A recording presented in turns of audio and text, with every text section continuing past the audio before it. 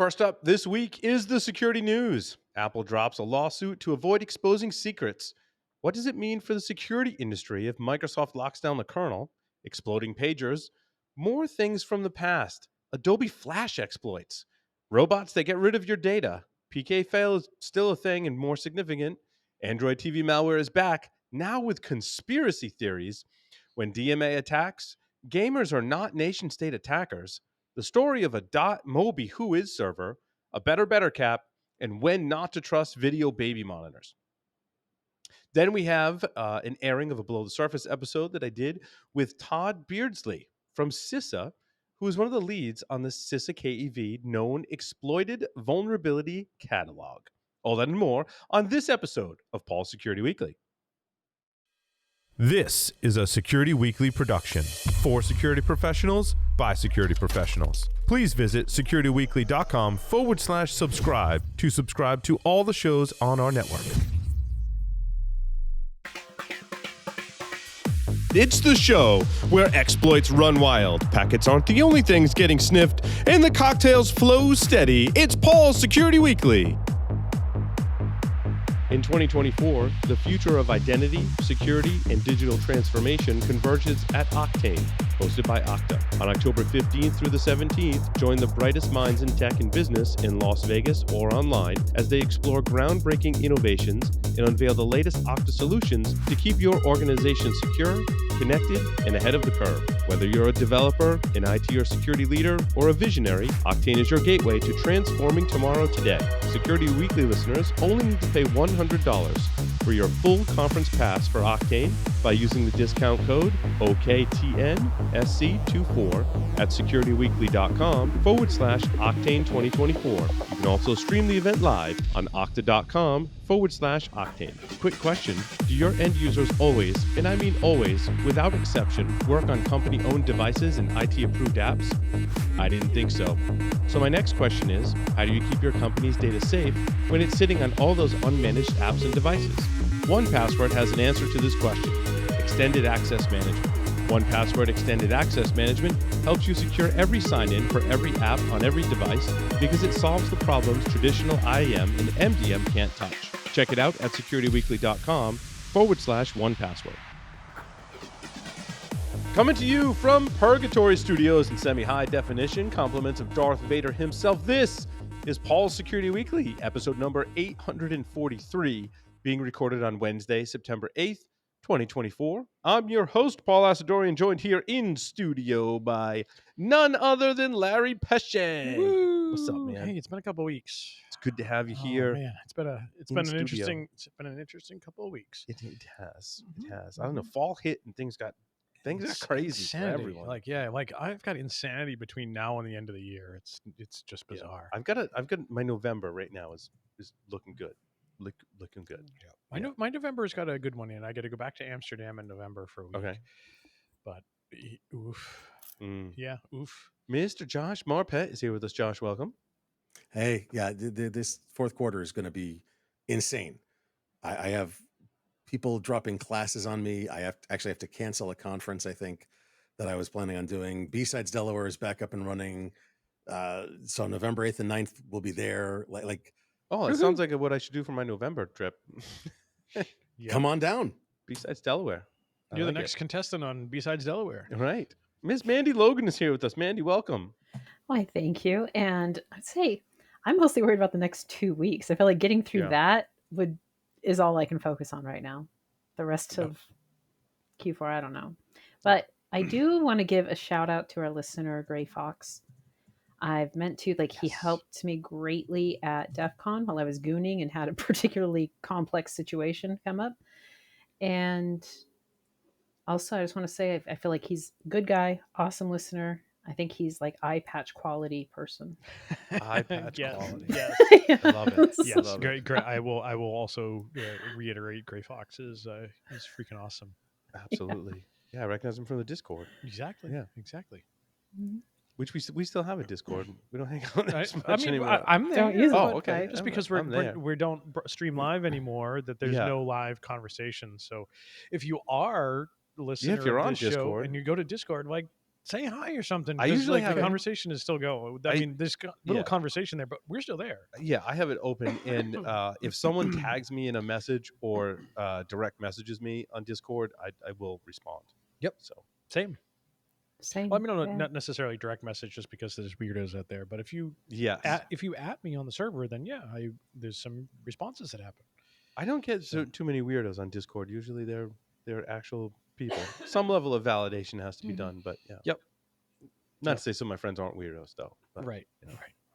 I resemble that remark. Yes, you all Yes. do. Yeah. So they're there by invitation from you. Yeah, Like, yeah. so- I invite the Yes. weirdos. right. Oh boy, where do we want to start? We want to start on like a Exploding pagers. Okay, we'll start with exploding pagers. Yeah. And now Which is- exploding ICOMs. So True. Exploding walkie-talkies. yeah, Mhm. so much press about So, this one. Is Before we I guess get it's kind of hard not to when Yeah. you do something like this and people are captured on video exploding. Yeah. For the record, I want to start this conversation out starting with we are not having this conversation about exploding pagers to bring politics or any of the geopolitical Correct. stuff into it. We want to discuss the technology, the technological way things side. can happen, the Yeah, please supply don't think chain, we're the supply chain. Please don't think we're and- dismissing any of the we're not insensitive. We're not dismissing that if innocent people were harmed or not. Mhm. I'm also not going to get into the massive disinformation campaign and how do we validate Right. like what happened. Like that's a totally different podcast. We want to talk about the technical Yeah. things around It's a good all point. of this. I was struggling with how to say that on the show because again, I didn't want to seem Larry, like we're thank being. you. That was. I didn't seem like we were taking sides. I didn't want to seem like we're being not sensitive to all of the issues that surround this matter and focus on the tech. Yeah. Yep. Exactly. Well, and I Well think we said. can take a few seconds and just go, our hearts do go out to all the victims and to everybody that was impacted, to the families. Like, that is horrifying. Certainly the innocent bystanders for sure. Right. Innocent bystanders, absolutely. Yeah, there's a Yeah. couple of children that passed. Much respect and yeah, absolutely horrible. Yep. But let's talk about the technicalities here. Yeah. So So we're what? talking about- So what ahead. was Josh and Mandy? What was the scenario? What the heck happened yesterday? Okay, so do you mind? Go. Oh, for it. go. Yeah. Apparently, and this is still a very fluid situation. all Absolutely. right, there was a batch of pagers that were made under license. There was a Taiwanese company that developed them and built them and designed them. Apollo But Gold. under license, they were manufactured in Hungary. In Hungary. Yeah. Yep. And those pagers are known as the Apollo AL924s, if I got that right. AL924 ruggedized, Ruggedized, thank you. and very that much. is that is a unbelievably important distinction. It is. Yes. Those pagers were customized, built in a customized fashion for a specific encrypted network, not the standard pager network. Okay. And by pager network, you mean a specific frequency that they tune into that stuff gets broadcasted on. We'll talk about some of the pager technology stuff as we go through this. So exactly, we need to. But these pages were built for a specific network. They were then delivered, distributed, and used for months. As I understand it, they were bought and delivered back in February. Okay, February. Can't speak today. The second It's month like of the year. Worcestershire. Yeah. Thank you. Yeah. Wash your sister sauce. What? Wash Anyway. your sister sauce. Yes. Nice. So they were delivered then. They've been used ever since. Apparently, fine, no problem. Now, I am uncertain whether these were the pagers with a built-in lithium-ion rechargeable pack, or with using, I think it's AA batteries. And Josh, that's where that I was learning overnight that this becomes some important distinction on the model. The AL or the AG, whichever models, 924s, those are a little bit older and they use a single AA battery for powering. Okay. The ruggedized version that are allegedly in play in this scenario have a built-in lithium-ion battery and are recharged over USB-C. USB-C on a pager? Uh-huh. Isn't that crazy Uh-huh. to think about? Wow. that Exactly. Mhm. Pagers get So- the latest technology. And they have a different form factor than the other non-ruggedized 924s. So they're a little bit thicker. The button design is different. So yeah, there is a and I learned this last night into this morning, that distinct difference between the two, and it makes our scenario about what happened here from a supply chain attack much more plausible Plausible. Thank you. with the ruggedized version with the built-in lithium-ion battery packs. Now, Okay, so does it have let me. actual more case space as well, like Yes, internally? but we'll talk about that. Wait, wait, Most wait, wait. likely. Let's Okay. just go through the scenario first, then we'll talk about the specifics. All right. So these were delivered. They were used yesterday. Many lots of these pagers received several pages in a row, and then they went bang. They literally exploded. Now, let me be very clear. I watched some of the videos of them exploding, security camera footage, CCTV, that kind of thing. It was not, I repeat, not a lithium-ion battery pack flare. No. It was an actual high brisance explosion. High brisance, I like that. Okay. Yeah. Brisance is the speed at which it moves. Black powder is low brisance. High brisance is high explosive. This was a high explosive explosion, as far as I could tell from crappy CCTV footage. All right. Yeah. So this was some kind of modern high explosive. They were robust. Let's put it that way. Oh, they were robust. Yeah. There are many people, quite a few people dead, many in critical condition, and thousands injured. Yep. Okay. And arguably there were, thousands of pagers out there.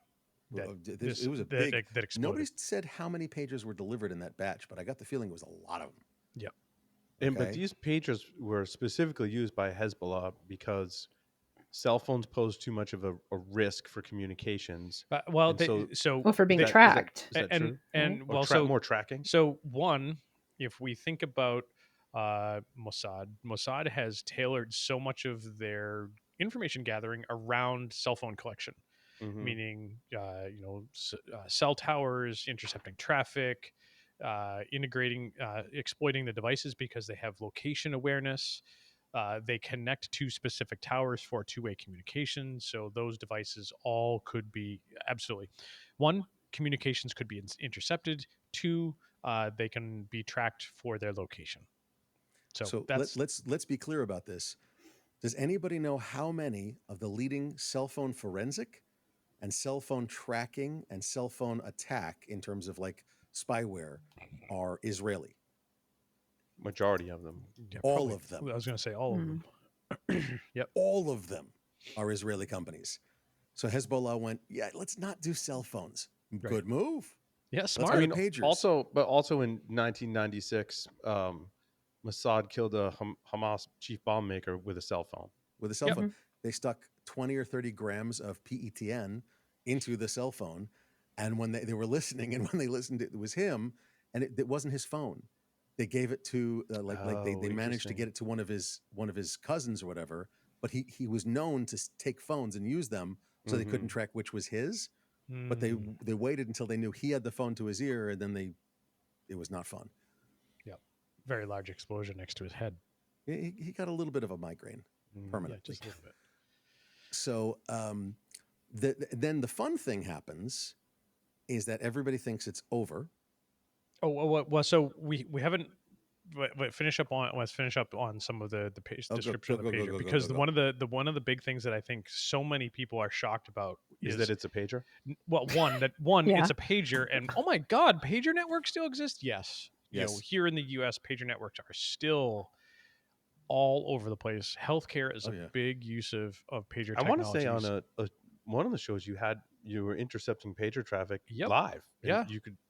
Right here, we're in the studio. There's pager traffic. Absolutely, that can be intercepted. Absolutely, and up until fairly recently, I had a setup that was capturing pager traffic for nearly a decade.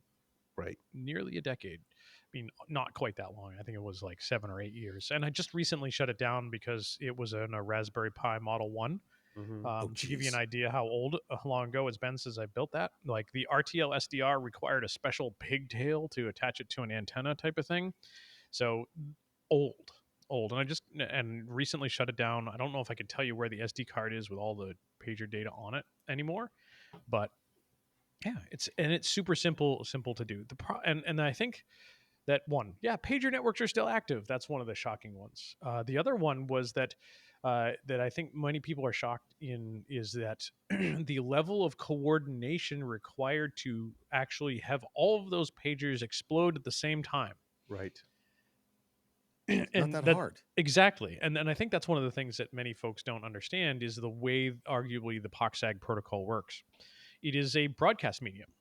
The pager company that sends out the pages from their licensed towers sends out a page and it goes to everyone at high power. The messages are encoded with a unique destination address known as a cap code. Mm-hmm. And every pager has its own unique cap code. So they all receive it, but the only ones that process it are exactly. the, So everybody, it's a hub.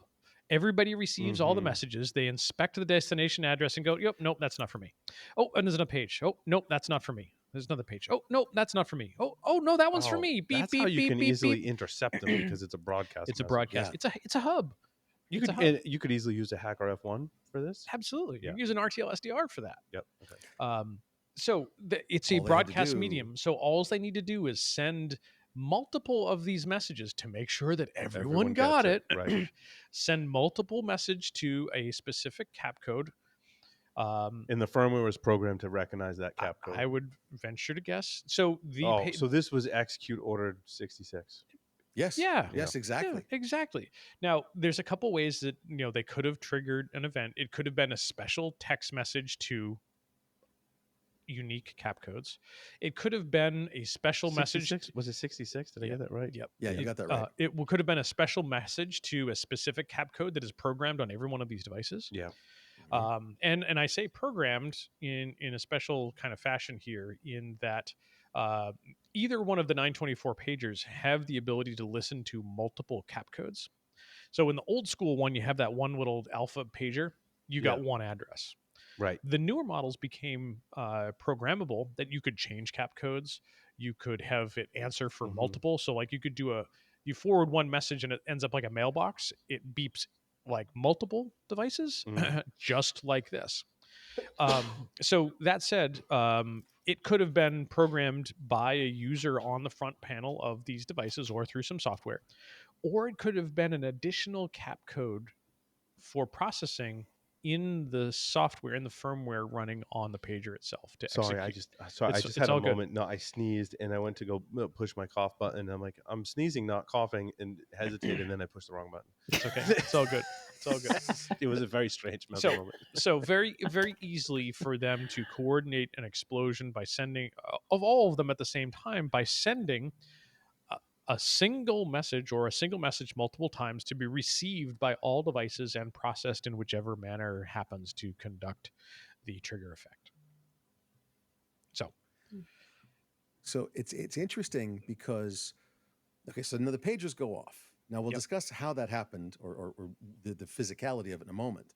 But I want to set the scene for the next day as well. Can I do that, Larry? Yes, is that okay? please do. Yes, and because from what I saw today, we haven't seen a ton of like information gathering that we saw on day 2, meaning today, than we did yesterday. Yeah. So that happens. The next day, they're doing funerals for some of the people that passed. They're doing, people are at the hospital, whatever. So it turns out that Hezbollah had a low-tech strategy in 2 sort of prongs. One is pagers, and one is ham radio, what they're calling walkie-talkies, but they're really simplex ham radios. Yep. Okay? 2 meter ham radio. They were using old school ICOMs that were phased out in 2014, the 782s, if I think correctly. If I remember correctly. And so the batteries were dead. So they got fresh, new batteries, rebuilt batteries from somewhere in Hungary about February.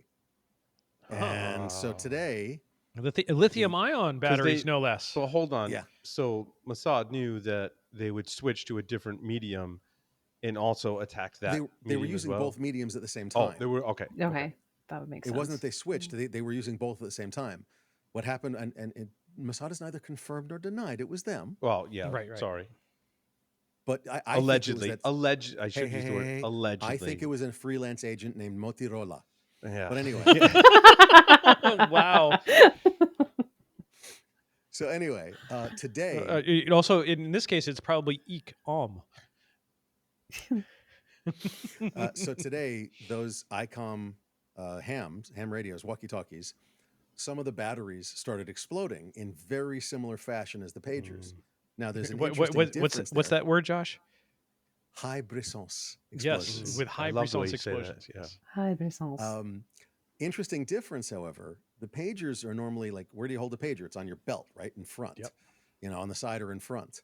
The walkie-talkie is also on your belt or on your jacket or whatever. However, the walkie-talkie, the battery is typically towards you, and the battery is backed up by a solid steel plate or solid aluminum plate. I'm not sure. Yep. Which means that it's going to mud pack the entire explosion into you. Oh. I'm willing to bet that the ICOM explosions were much more fatal. Yeah, and more fatal in a directional, so in the direction of the victim. less innocent, just bystander type stuff. So there was at least one account that I read where somebody was frantically yanking batteries off of every ICOM, that like they were grabbing people, dragging their ICOMs, ranking the battery and dropping it in metal barrels. So, yeah. But now, probably too little, too I late. want to. So I have a question about the detonation device, because we've Okay. done a great job of Yeah. explaining. But before we do sorry, the chronologically, is there something else? we yeah, need to do so first? chronologically, I want to, and this is one that Josh, we haven't had a lot of discussion about. Okay. How did they trigger the batteries in the ICOM radios? Oh, that's Well, easy. we first have to explain how that, like, or speculate how they got explosive But now- material into the batteries. Let's save that, because that covers both of them. Okay. Yeah, I So- want to know, and I also want to know, like, at what point is heat the factor? We don't know. No. We don't know yet? Okay, so actually, that's an interesting point, Mandy. I want to address that. People were thinking that what they did was they sent so many pages to the pagers that it heated up the lithium-ion batteries and made them explode. Yeah, no, it wasn't Samsung. It wasn't the Samsung. What was it? The Note. Note 7. Note 7. Yeah, Note 7. No, it wasn't that. That's absolutely incorrect. Okay, that's why people were thinking about heat. Now, PETN, which is the explosive they think was used, has a detonation temperature of 210 degrees Celsius. Okay, so at 210 it goes bang. However, all you need is an electric charge and a little tiny coil of wire to get it to 210 with a cap code for an unused set of pins in the pager, right? However, in the battery of the ICOM, it's not directly connected to the transmission or receiving apparatus, right? So how do you get that sucker to blow? Well, that's not hard. You've got a radio right next to it that's set on receive. You just have a sympathetic coil, resonant coil? Resonant coil, a harmonic resonant coil in the battery or in the battery compartment. Remember, capacitive coupling. Thank you. That's exactly how that's how you charge your phone wirelessly. Yep. Yeah. And all it has to do is take enough power to heat up, again, a little coil of wire up to 210 degrees Celsius. And guess what? It go bang. Yep. But wait, you're saying the receive radio in the battery communicated wirelessly, similar to how you wirelessly charge your phone. They could have, to heat up a coil to do the detonation. I'd also It's obviously speculating, but I'm just trying to get the. So you're saying the code itself with the coil that was impregnated in the battery, that how did it get the heat? Like, how did it get then electromagnetic EMF, electromagnetic interference, the same way like an RFID card works. Okay. Yep. It harvests energy from the electromagnetic field, the RF. Now they've been using these for months, and they didn't happen until just today. Yep. And how did they make? Go ahead. Exactly. So, Josh, how did they make sure in both the battery for the pagers and in the radio that they all detonated at the same time? Well, with the pager, it's easy. With the radio, it's harder. Go ahead. Yeah. Well, and so the other one too is that you're also connecting these batteries to both the pager and to the radio itself using more than 2 wires. Because they are lithium ion, you probably have multiple cables that are interfacing with a circuit for overvoltage and charge balancing and so forth. And there is all sorts of signaling that happens between the charge controller and the battery, and some of that maintenance where that gets plugged into the thing. So there's also a potential for another communication method. Because all the batteries now are smart. Yep, that actual commands from the processor in either the pager or the radio could trigger that. Right. Now, the one that I have, and Josh, unintended functionality. Right. and Josh, you say that easy to trigger the radio too, but to get them all to go at the same time, it would have to be a single command to all the radios. And I was looking at those radios, And one of the things that the radios all have, and I haven't heard any of the ways that potentially, all of a sudden they got a transmission and it went. All of the radios have a built-in DTMF decoder. Oh, no way. Dual tone multi-frequency, meaning it can decode touch tones. Oh, So all you need to do is play Beep, beep, boom. exactly. Bleep, bleep, boom is right. Right. All you need to do is have it do a specific set of touch tones, which it decodes. And when it decodes a specific set of touch tones, don't display it on the screen. Trigger this other functionality.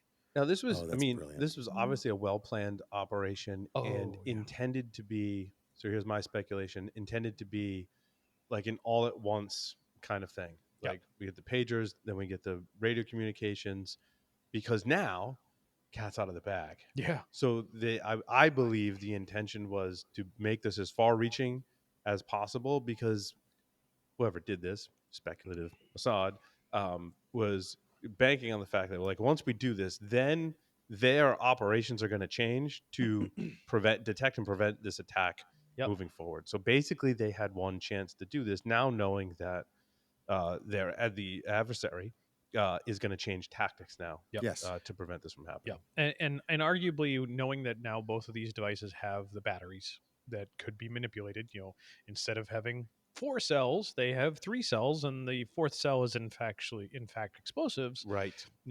In 2 different sets of lithium-ion rechargeable batteries across 2 disparate devices that can be triggered externally. Like, now, what does Hezbollah do? Like, holy crap! Anything that has a battery in it could potentially be explosive. Yeah, as far as our communications gear goes, so that's potentially terrifying for them as well. Well, and it was noted. Did you see that they have evidence that there were metal balls that were put around the batteries to increase the damage? Shrapnel? No, I Yeah. didn't see that. Oh, I didn't. Yeah, see I that. think that was reported by Al Jazeera. I think that's what part of what they were discussing was that there were. And quite honestly, it may have had that effect of being shrapnel, but it may have also been to increase the weight of the battery, because I don't know what the density of the explosive It's versus the battery. 1.75 grams. Sorry, 1.75 cubic centimeters per gram. I don't know how that compares to the actual lithium-ion battery. It may have actually been to make it heavier. May have been. So there was estimates that it was 20 grams of PETN, which would have been about 35 cubic centimeters. So think 35 milliliters of water. That's huge. Yeah, it's big. That's why I'm saying. That's when people they injected that into the battery. I'm like, no, you can't. That's not possible. Yeah, and I would argue you don't need that much to. And let me say this right now: I am not an explosives expert. I am an armchair quarterback at best. But you probably really only need a gram or 2 at most of PETN to kill somebody. If you put it in just the right spot. If you're not sure where it's going to go, you'd probably want at least 5 or 10 grams. But it depends. It depends. Again, and you're right. I'm not an explosives expert either. I have unofficially played around with some. Lots and had fun, and I still have all my fingers. Unlike some of the, never mind. Unlike a whole bunch of Mossad, never mind. Oh, Hezbollah. Yeah. Anyway, that's what I meant. No, but in all seriousness, with the iComs, it's actually going to be easier because those batteries are pretty big. Yeah. If you rebuild a lithium-ion, but wait, you're not talking about the battery itself, right? Aren't you talking about the PETN being placed in the case? Okay. Yes. Yeah. Yes. So for the ICOM radio, think of a walkie-talkie, okay, like a handheld handset, handy-talkie, okay? The battery is a good chunk of the back of this, right? So you've got a battery that's about, yay big, the size of let's call it the size of a cell phone, about the thickness and size of a modern cell phone. Okay? Yeah, I was going to say thickness of a deck of cards, but 2 deck of cards stacked on top of each other type of thing. So all you have to do is, when you're rebuilding it, make your lithium-ion battery pack about a half an inch shorter and fill that half an inch with the PETN. Okay? That'll easily get you your 20 grams of PETN on the battery pack. Same thing for the pager. I mean, it's going to have you're going to have a lithium-ion battery the size of a AA battery, a little larger. You just cut that in half, because where do people put all these devices when they're not using them? They plug them into the damn charger, so they're always topped off. So that's most people if it was probably the rechargeable, That's actually a really good point. Yep. It was probably built into the battery pack, which is why most of the shrapnel or most of the fragments that I've seen are the They're all the same. All the shrapnel are the same shape yeah, they are. because They're the all charge was in the it's all same the part of the back. battery. Yep. It's all the back of the pager casing with that sticker they had to show that it was that special batch. Yep. And it's all fragment on, and it's all like Yep. And you wispy can on one side. all the ones that I've seen, you can only read like where it says model, frequency, and that type of stuff because the other part is gone. Yeah. Which is like so I think it was a consistent, probably half the battery pack towards the edge of the pager, the side of the pager. Yep. Like right where you put the battery compartment cover on, and it probably blew the front of the pager off and blew it into the. Realistically, you'd want to blow the back of the pager off because that's what would be facing most people. Unless they hear the beep and they pick it up to look at the page, and then the screen is facing their face. A crazy amount of planning that went into this operation. So thinking, do you remember Stuxnet? Yeah. So to that planning, Paul, I mean, this is really, I think, one of the parts that I want to touch on, the technology part, because supply chain stuff. Yeah, that's exactly where I was going. So I think there's two sort of supply chain issues with both the pagers and the ICOM radios. One, the batteries themselves. Physical supply chain. Someone had to replace the batteries in those devices with the battery/explosive, assuming that is exactly what happened. There is still a lot of conjecture here, but we can make some pretty good educated both, and there's some pretty good educated guesses here. Like, we do not have absolute confirmation. No one has actually said, "Yep, it's the battery."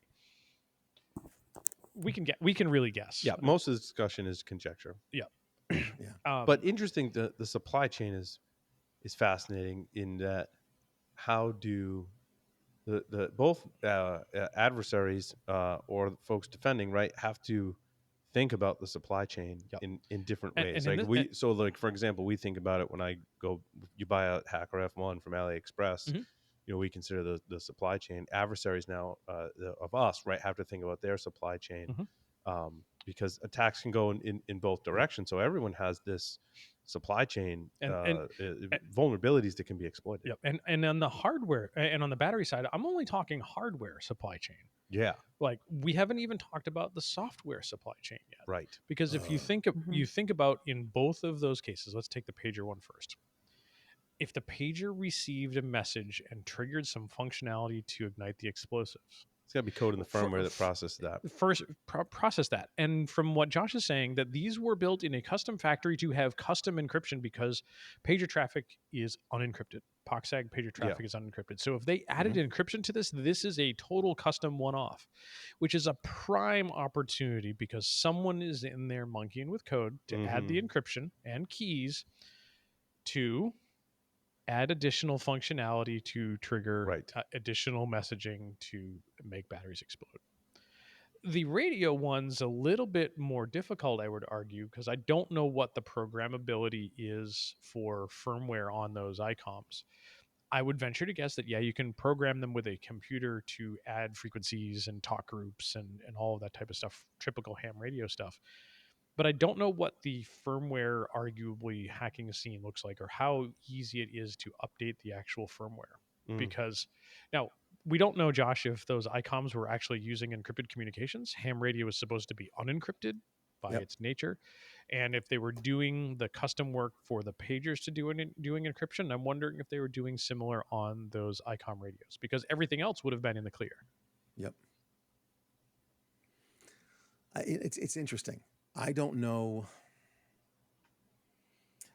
Here's the thing. It's the physical supply chain. It's the firmware supply chain. Yep. And there's a guy here, some people here that might know something about that. I don't know who, but anyway.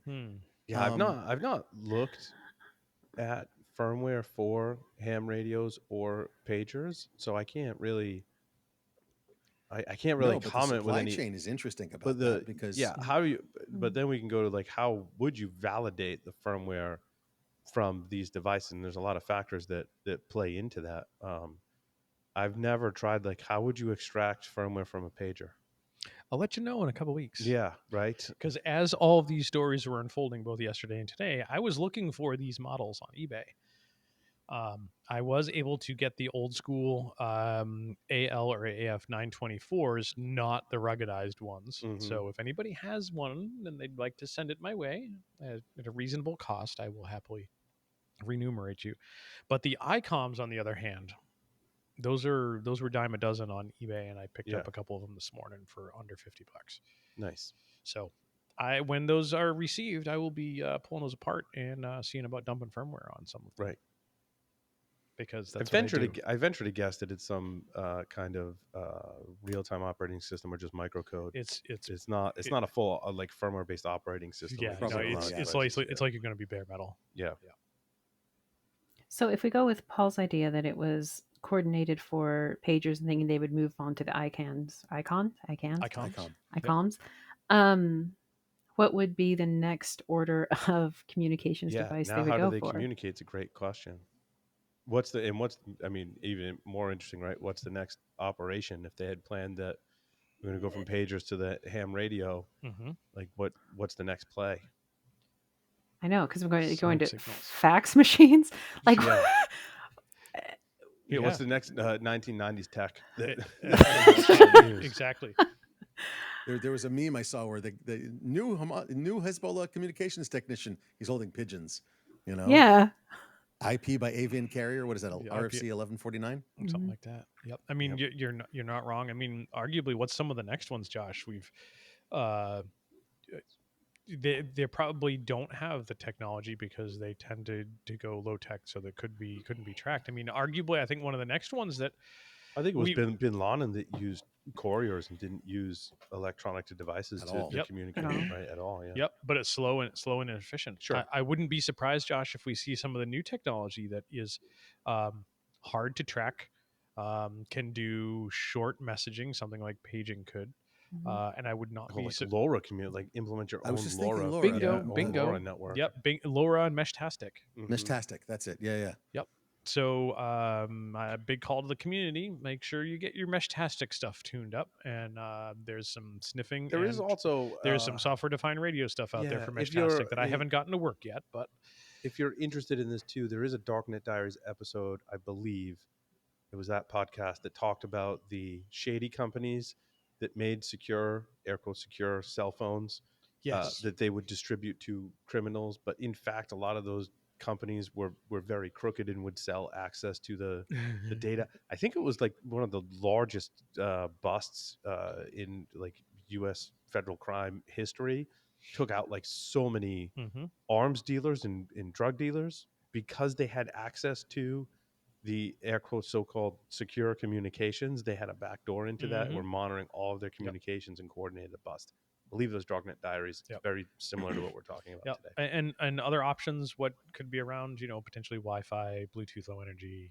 Yeah. Well, um, given that some of that type of bust, stuff, I think that's further evidence of why Hamas has moved to different communications technologies. Yep. Because there were several criminal organizations, like they arrested hundreds of people all at once based on this data that they were collecting. Yep. And now the if you start going Wi-Fi and Bluetooth Low Energy, typically where are you going to find those types of technologies in a device that you're going to have around? It's in your cell phone. And they've Mhm. kind of are obviously sworn off the cell phone because of other reasons. Right. And all it takes is one guy to screw up or one person to screw up and turn the cellular stuff on, and game sort of over there. Mm-hmm. But yeah, like what are some of the other stuff you're not seeing around? Like FM radio, number stations. Yeah. Like yeah. We gotta get Whew. really. So we with gotta get creative. every cell phone communication, it automatically transmits data. Like there's no, location. well, so it not necessarily transmits Mm. location, but due to the nature that it is communicating with a cell tower in two Right. directions, and it is specifically That's what I was thinking with the communicating, pinging. so it's pinging to a tower or it's connected to a tower, Multiple towers typically. Yeah. or multiple that Yeah. they can do some triangulation on that, and that when they're communicating with the towers, they have unique identifiers that they are sending Yeah. to the towers, Regardless the of like IMEI. which provider, Yep. which hardware, and like again, there were companies that were spun up to specifically market private and secure phones to criminals, and government agencies got backdoors in there, and I think that's some of the reason why they moved to different things. Yep. So And not only that, just do you want- be able to do the tracking. And are the you guys ready to location. move on to a Yeah, different? Okay. no, I think we kind of beat a covered dead that horse one. on that Yeah. one, but Well, It was as fun. similar fascinating from the hardware and the software supply chain stuff. So talking about backdooring hardware, this is certainly, I don't believe, a nation state thing. Perhaps maybe it has ties to it, but my story number 15 is yet another round of these Android TV boxes being shipped with malware pre-installed on them. I didn't dig into a lot of technical details because it looked pretty similar. Again, as I say in my notes, like this problem has been documented and validated by multiple organizations, including myself, Including and with Eclipse, Larry, yeah. and with Larry's help and others, we were able to validate a lot of that research and observations that these Android TV devices are absolutely being shit. In fact, I even think someone did another evaluation recently and bought a bunch of stuff off Amazon and found that they were still being backdoored. Dr. Webb, which was the company that broke some of this when I wrote about it last year, I believe, published they're the ones that published the new research that said, yes, there's still malware on here. The most concerning thing for me comes from, I believe, the Dr. Webb article. And they say, at the moment, the source of the TV box's backdoor infection remains unknown. One possible infection vector could be an attack by an intermediate malware that exploits operating system vulnerabilities to gain root privileges. Another possible vector could be the use of unofficial firmware versions with built-in root access. The point being, they don't know how malware is getting on here, and they don't know where the source is coming from. They haven't pinned it down to any kind of threat actor, which I think is really, really super interesting. Maybe doesn't garner as much attention as some other supply chain attacks do, and therefore we haven't seen that. However, my conspiracy theory goes to my story number 16, which reads, Russian security firm Dr. Webb disconnects all servers after breach. Yep. So my theory is, purely speculative, of course, malicious actors targeted them because Dr. Webb keeps publishing that these Android devices are pre-owned. So maybe it was retribution from whoever was behind these attacks that have a long and documented history of attacking these devices. Obviously, that's purely speculative, but it's an interesting situation that, like, I want, like, the next chapter of this book to be written where we learn who's behind all of this kind of stuff, and how Dr. Webb, a Russian-based security firm, they're doing the research on it, which is just, it's really interesting. But that's like all we know right now. It's strange. So don't buy Android TV boxes from it. If you do, you got to validate them, right? You got to be able to pull it apart. You got to. Matt Brown has a great tool on GitHub that it's really just a script that sets up your Linux box to be an intercepting Wi-Fi proxy, if you will. Yes. Right. Yes. So you get one of the, so he used it, right? You get the cheap IoT gear that you're going to evaluate for security purposes. I don't want to put it on my network. Yep. I spin up a Wi-Fi network. I connect it to that. It goes through a Linux box, And and now he has a script that sets it up so that I can, now you're I can machine in the intercept. middle. Yep. Right.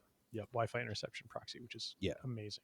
Which I was experimenting, like, on my own with, like, T-Speed dumper, but he's got like a nice script that sets it up for you. I was literally doing some of that same stuff, like, and had finished up and was tearing all the infrastructure down when I found his script. I'm like, because he released a script like 2 days after I needed it. I'm like, God damn it. So, like, on the list is, I gotta set up a dedicated box that just does this for me. So when I get anything new, really should, I mean, it's very, you can do very basic things, right? You get the new thing, you set it up, you put it on this Wi-Fi network, or plug it in via Ethernet, but most things are just Wi-Fi. And just, do a TCP dump and intercept DNS and see if you've done nothing to it. Where's it going? Why is it talking to China? Yeah. Why is it talking to the strange IP address or domain name? Why is it talking to Hungary? Yeah, it's very strange. Also, the pager thing kind of reminded me of old exploits, and CISA has Oh, put out yes. a warning. I believe these just got added to the KEV. They did. Is this the Adobe Flash stuff? Yeah, 2013 called And wants its Adobe Flash 2013 and 2014, 14. 4 of them, 1 from 13 and 3 of them from 14 for Adobe Flash exploits. Right. And the reason why they got added to the KEV is because they are being seen actively exploited. I'm like, Wait, where? so who still has a browser that supports Flash? China. No, seriously, Seriously? China. That's my Interesting. understanding Is is that that your- a number of browsers in China still support Flash, but For none what? I don't- none of the modern browsers like No, they ended support for that 5 years ago, if not more. Yeah, that's crazy. More, much more. I can't remember the last time Flash worked. Yep. I think it ended support, and I think I figured out a way to get it to work, and then that stopped working, and I was Mhm. like, that's it. Flash is What was dead. that guy, Joe? There was this guy that made these incredibly hilarious Flash movies, and I loved his stuff. It's like Joe Cannon or Joe, I don't remember. Anyway, Yeah, and it just died, and then it wasn't even worth, in my opinion, wasn't worth trying to get Flash working anymore. It No, was too 'cause much of a risk. There was other technologies that Yeah, Yeah. Crazy. I still want to know who's other than China. Like, I need more details. I'm trying to research this. Yeah, I'm trying to figure out like where is it actively being used? Someone's gonna have an archive of Flash-based website somewhere. I thought all the websites kind of went away too, they did, I thought. unless it's like an internal application. That'd be weird, Who still Flash was- develops in Flash, though, even internally? right? You had an internally developed Flash app. I know at one time I want to say the Nessus client used some kind of Flash-based client, and then they moved away from that. It was strange. But actually, some of the technology worked Yeah. really. I mean, developing in Flash. I mean, some people developed some really cool stuff in Adobe Flash. It was just always riddled with vulnerabilities, of course. And now they're on the Kev. It's crazy. Now I want to do some more research and figure out what the state of Flash is today. I had wanted to forget about it. I really just want to forget about Flash. Yep. Oh boy. I feel like North Korea would use it too. Probably. You're not wrong. Yeah. Like definitely. Oh, did you guys see the .mobi thing? No. Oh, yeah. Yeah. This was so the title of the article published by Watchtower Labs was "We spent $20 to achieve RCE and accidentally became the admins of .mobi or .mobi." The TLD, right? Yeah, if you you have to read this article. The way they wrote this article is absolutely hilarious. Props to you, someone out there wrote this article, and I just want to say great job. That you did amazing writing this article because it is just riddled with memes and humor, and tells a really really cool story. And so what happened? all right. So I'll read my so we were talking about AIs and LLMs. So I'll read which this came from Perplexity, and I'm actually liking Perplexity to summarize things. I compared this to the way ChatGPT 4.0 summarized it, and Perplexity wins. So Perplexity says, in a wild twist of fate, researchers accidentally turned a forgotten Whois server into their personal playground, snagging control of an expired domain and potentially issuing fake SSL certificates like they were handing out candy.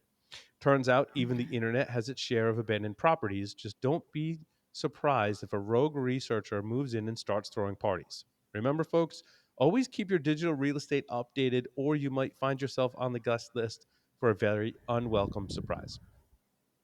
Not a bad description. I mean, I told it to give an entertaining description because the article was written in an entertaining manner. So there's lots of things to parse through. There are vulnerability. Well, first we should explain how there was a Whois server on one particular domain, and so the Whois server of a particular domain name or host name, right? And then they changed the Whois server host name that should be handing out Whois information for .mobi, right? So they changed servers for some reason. The old domain name was left abandoned, and anyone could go register it, which is where the $20 comes in. So $20 to register the domain name for that was the original one, which shouldn't have been used, because Whois client should be updated to go, if I need to provide Whois information for .mobi, I need to go to the new server, not the old one. It turns out, though, and this is like, there are great points in the article about how like no one's really looked into this kind of thing. Like we kind of just forgot about Whois, and we're like, oh, like Whois is like whatever, but it's an ancient protocol, and Yeah. it turns out that the clients don't dynamically generate new lists of servers to reach out to for a top level domain Whois query, which means there was a lot of clients out there that were still reaching out to the old .mobi domain to get Whois information, which is now under the control of Watchtower Labs. Yep. So reading a little bit here. A number of years ago, the Whois server for the .mobi TLD had been moved from Whois dot DOT, yep. Whois dot dot mobi registry.net to a new server at whois.nic.mobi, and they let whois dot mobi registry.net expire. Right. So they registered it. They registered .mobi registry.net, set up a host as Whois, and now all of those old devices that still had Whois dot mobi registry.net in their Whois lookup would get queried their server and not the new legitimate one. Right. And where does it say how many queries they got? Because I'm at this point in the article going, like, I wonder how many things would query it, right? But there was a lot. The article's really long, by the way, and I haven't even finished reading it yet. Yeah. But they got here. So the results have been fairly stunning. We've identified 135,000 plus unique systems speaking to us as of September 4th, 2024. We had 2.5 million queries. Wow. Mail servers from .gov and .mil, various security tools, VirusTotal, URL scanned, group IB as examples. That was significant for me. Oh, and then there's something about the SSL certificates right after that. Yeah. So certificate authorities. So certificate authority is responsible for issuing certificates if so when you want a certificate for a domain, they would use Whois to look up the email address of who to validate ownership of that domain. And since they use Whois for that, what Watchtower Labs did is say, well, send it to like labs@watchtowerlabs.com or whatever. And so they could then register a certificate, and the certificate authority would go, oh, you own that domain. That's You own cool. it, yeah. Because they were looking at the old server, which was in the control of the air quotes attacker in this scenario. So I love it. Looking at that, leaning on from that thought, what other gov apparatuses have we been queried by? Oh, antispam.ap.gov.br, some other Brazil, Argentina, Pakistan, India, Bangladesh, Philippines, Israel, Ukraine, USA, and then it says neat. Militaries.mil, Swedish Armed Forces, for example, universities.edu, all of them. Right.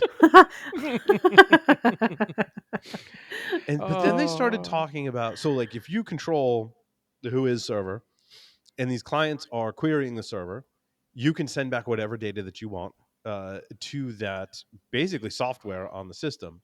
And then they started going back in history, like, well, what are some previous vulnerabilities in Whois software? They actually found the one built into Microsoft had some kind of overflow in it. I think they managed to crash the built-in one to Windows. There was a PHP one that hadn't been updated in a while, and that one was vulnerable due to poor filtering on an eval command.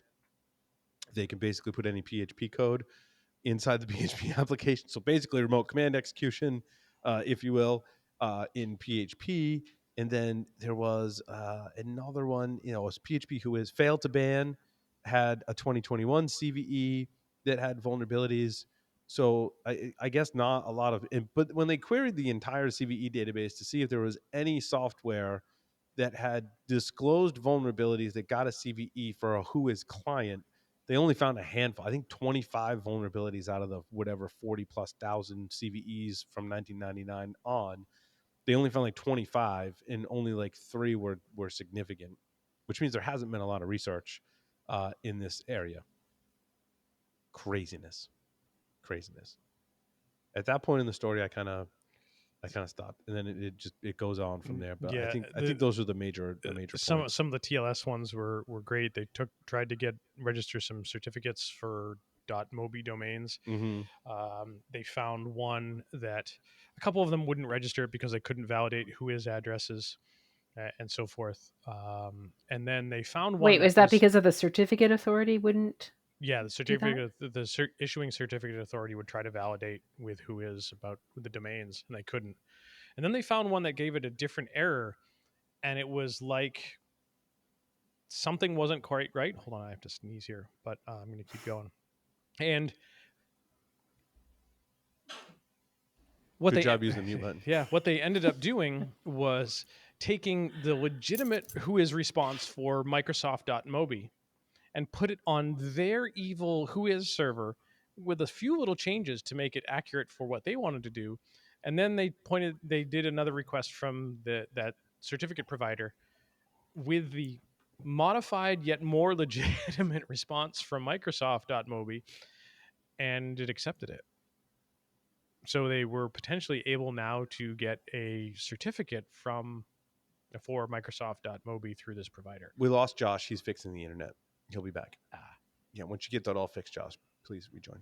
You can't hear us though, so fix Whois while you're at it too, please. Yeah, take care of this. Yeah. Yep. This is just like, why didn't I think of that? Yeah. They look like they had a lot of fun doing this though. Yep. I think that would have been a joyride once you figured out what was going on. Like as soon as you go, what? It just keeps getting better.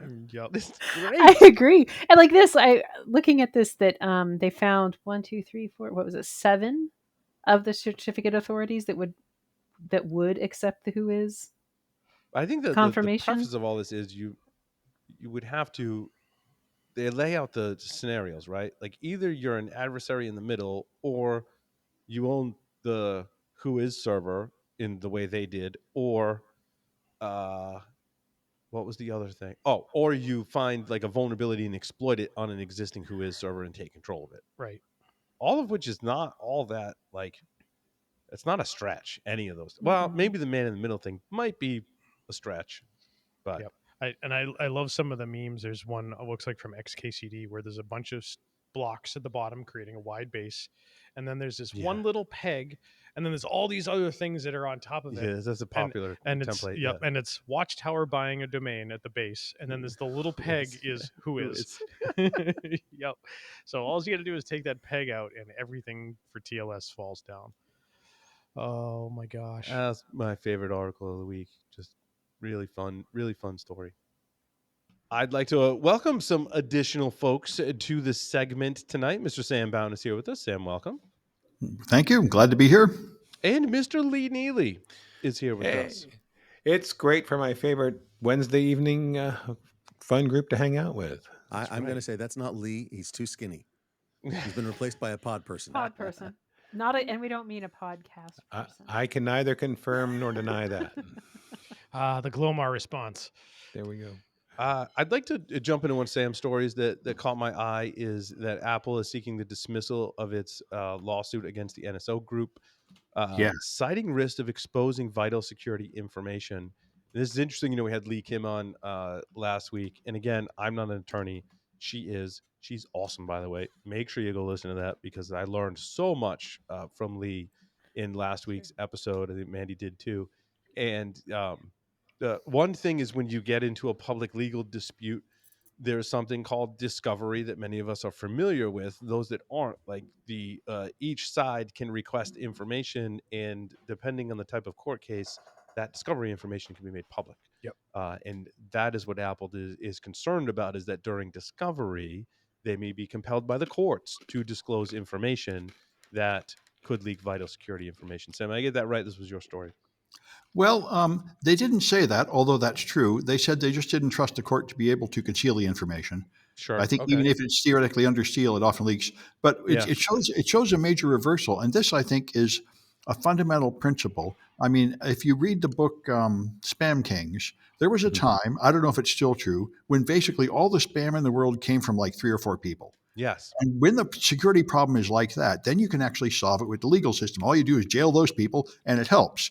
But if it's 1,000 people sending out spam, then it's hopeless to arrest them all. So instead you build like a spam filter, a defense. And what Apple is saying here essentially is originally it was just NSO and Pegasus, but now there are so many people making similar products that there's no hope of like jailing the people producing it. And so it would be better to just conceal your defenses and make stronger defenses, like Apple did add a special secure mode in the iPhone just to stop Pegasus. Yeah. And they're kind of cagey about exactly what it does, as they should be. And so it reflects, I think, but the one consequence of this I can get from these two articles, this one and the next article where the U.S. Sanctions the makers of a similar product called Predator that's made in like 5 different foreign nations. This means, I guess, we're going to be seeing a lot more of this spyware. And this is something that happens to me all the time. Students come up to me and say, people are on my iPhone. They know everything I'm doing. And I no longer tell them they're crazy. I say, well, stuff exists that will do that, but it's pretty expensive. So unless you have an enemy with pretty big resources, it's not likely. But I'm not sure that's going to remain true. If more and more people are making this stuff, it may become a more common attack. And it's interesting because Apple's done a great job securing their platform. Yeah. However, if people will put enough resources behind the attacking this infrastructure, because similar to the Microsoft problem, Apple's one of the most popular phones and phone platforms. Therefore, as a byproduct of that, they're the number one platform being attacked. And all these rich and powerful people use it. Yeah. So, I mean, I think there's you're a lot right. of I think you're right, Sam. It's the user base plays into it, because I think there are more. Yeah. There's certainly more Android devices Yeah. than Apple iPhones. They're probably, the last time I looked, which is a long while ago, right, is the Android phone still outnumbered Apple iPhones, but it's the user population coupled with that platform that makes it a juicy target. Yeah. And again, even Apple's done a great job with security. I mean, we still see jailbreaks, but they're few and far between, and often have to rely on multiple exploits to unlock the bootloader. Yeah, that's why I often tell people it's your most secure platform you can get, but you can still get in if somebody with enough resources wants to get in. And I think the amount of resources required is going down. Yeah. Yeah. Well, because they build on each other, right? As these things become public, people reverse engineer the malware and exploits. Then others start building on that, and it becomes a really tough job for Apple. And they have to clamp down on the environment, which also clamps down on the freedom and liberties that you have as an Apple iPhone user, as a byproduct, right? Well, apparently turning on the Apple Enhanced Security mode does not break many apps. People say you can turn it on and you hardly notice any change. Nice. So apparently their first generation of anti-predator defense is really very good at not irritating the user. But is that, do they call that lockdown mode in Apple? Yeah, It's lockdown mode, right? Now, do you folks run that in lockdown mode on your phones, or not worried about that particular threat? Yeah. No, I haven't. I don't think I'm important enough, but maybe I'm wrong. For the right environment, if you're going to a sensitive country where you're a target, you'd turn it on. But I was actually, Sam, was taking what Apple did as also kind of a poke at NSO Pegasus, saying you used to be all that, but you ain't no more. Yeah. Oh. Well, yeah. They used to be the only one. Yeah, they were the only game in town. And by the way, I don't want to. I mean, they were doing some cool hacking. I mean, I didn't like what they were doing, but it was pretty cool. Oh yeah, they had one exploit that was just simply amazing. I think it was one of their first zero-click ones that we covered on the show, and it was just simply. I don't remember all the details now, but it was amazing. Yeah, amazing. And it's annoying if from a protect my devices standpoint, but from pulling it off, I mean, hell, I always think a cool exploit's a cool exploit, whether I like what it. But it's still cool technically that it works. Yeah, I don't think anybody criticized the technical skill of Pegasus. It was their marketing department that engaged in unethical sales of it. It's who they sold it to. Yeah, they sold it to people whose intentions were not on the ethical side, right? Yeah. Speaking of another kind of debate that's going on, I want to hear more about Microsoft locking down the kernel. Yeah. There's an announcement, and the details aren't there, but I wonder how this is going to be possible. I mean, they've had this going on since Windows 8, even Vista. They promised they were going to lock down the kernel, And at that time, antivirus companies sued them and said, you're putting us out of business. I mean, the problem is, how can you have antivirus or endpoint protection working without being in the kernel? But how's the gaming industry going to respond to this too? I was saying it earlier, as I look more into the gaming industry, the in-kernel protections they put in are to prevent folks from cheating at the game. And that is a huge multi-billion-dollar industry that they're protecting, because if the fundamental aspects of the game can be undermined by people who cheat, people aren't going to buy the game. People are going to stop playing the game, which has huge financial ramifications. It's a big industry. Yeah, and I mean, if you're running your anti-malware and it's not in the kernel, then there's probably a way to turn it off and keep using the machine. That's why the current nasty situation is everybody keeps putting extra code in the kernel, and it causes the blue screen of death, like with CrowdStrike. So Microsoft has been struggling for at least 10 years of some way to eject everybody else from the kernel so they can lock it down and sign it and know that there's nothing but Microsoft code in there. And now they're trying again. We'll see if they can achieve it. But I'm skeptical. the more I think about it, Sam, the more I think the gaming industry is going to shut that down. And the endpoint protection industry, right? If your endpoint protection is not in the kernel, but I think gaming is bigger than gaming's a bigger market than endpoint protection. I just venture to guess.